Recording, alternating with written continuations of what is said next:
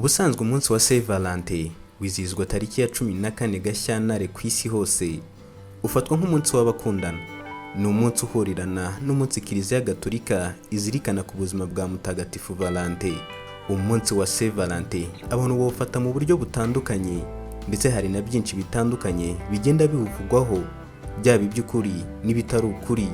Muri iki cyegeranyo turagaruka kuri bimwe byagiye biranga uwo munsi, kuva igihe watangiriye, bimwe mu bisobanuro by'ibikorwaho, ndetse n'uko wizihizwa mu mpande zitandukanye z'isi. Mukaba mugiye kubana nanjye Angel Michael.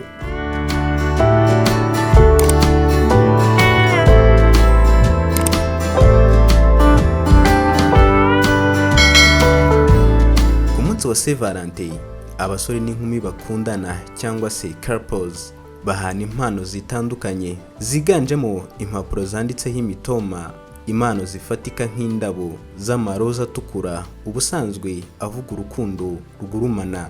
Aha bivugwa ko buri mwaka kuri Saint Valentin hoherezwa amakarita agera kuri miliyari 1.5. Muri yo 83.6% akaba atangwa n'abagore bayaha abo bakundana. Binavugwa ko Saint Valentin ari itangwaho bene aya makarita menshi nyuma y'umunsi mukuru wa Noheli. Kuki Saint Valentin iba muri Gashyantare cyangwa se mu kwezi kwa kabiri? Kuva mu bihe bya kera, umunsi wo hagati mu kwezi kwa Gashyantare ufatwa nk'ikimenyetso cy'urukundo n'uburumbuke. Mu Bagereki kwari ukwezi bibukagaho ubukwe bw'imana zabo zikomeye, Zeus ndetse na Hera. Mu Baromani tariki 14 Gashyantare wabaga ari umunsi bizihizagaho Lupercus, aho baturaga ibitambo iyi mana yabo ya Lupercus, imana y'uburumbuke. Ubundi Saint Valentin ninde? Ese kuki yitiriwe uyu munsi? Muri Kiliziya Gatolika habayeho ba Valentin batatu batandukanye bagiye bagirwa batagatifu kubera ukwemera kwabo kutajegajega kwatumye bicwa nk'abahowe Imana, bakicwa n'ingoma z'igitugu zayoboraga Roma icyo gihe, hari mu kinyejana cya 3. Muri abo ba Valentin babayeho harimo Valentin wa Roma. Uyu yari padiri, yicwa mu kinyejana cya 3 azira ukwemera kwe, ashyingurwa i Roma hafi y'inzira yitwa Via Flaminia. Valentin wa kabiri yitwaga Terni, we yari umwepiskopi cyangwa se bishop, nawe akaba yarishwe ashyingurwa i Roma hafi y'inzira yitwa n'ubundi Via Flaminia, nkaho Valentin wa mbere w'i Roma n'ubundi yashyinguwe. Naho uwa gatatu ni Valentin w'umumaritiri wo mu majyaruguru ya Afurika.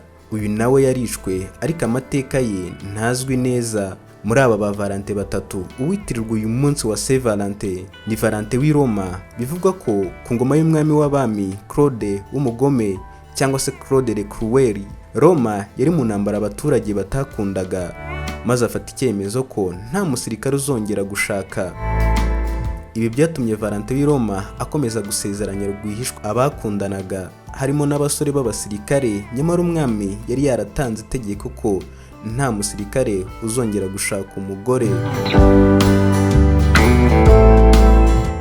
Byaje kumenyekana ibukuru, Valentin arafungwa. Ku munsi wo kunyongwa we hari tariki 14 Gashyantare, yoherereza umukobwa wari ufite se wacungaga iyo gereza agapapuro kanditseho ngo biturutse kuri Valentin wawe.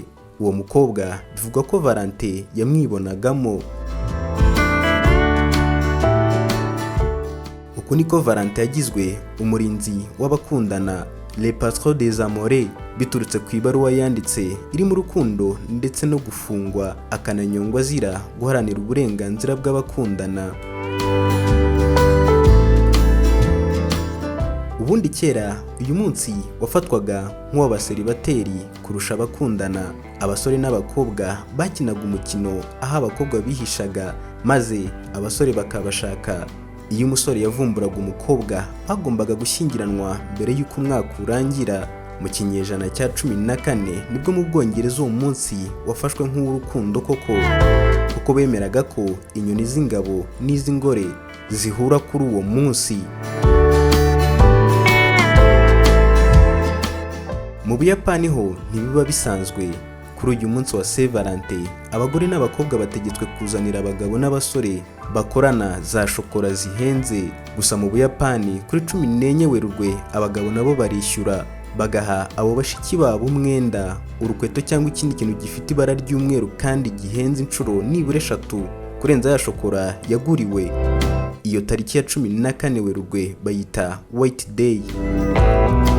Ku munsi wa Saint Valentin, bamwe mu bakristo bajya gusura ibisigazwa bya Valentin ahantu hatandukanye mu Burayi, mu Bushinwa ndetse na Taiwan.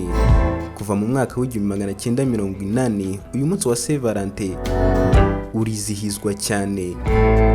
Muri Brazil ho bagira umunsi w'abakundana wihariye uba tariki 12 Kamena, ukaba witwa Dos Namorados.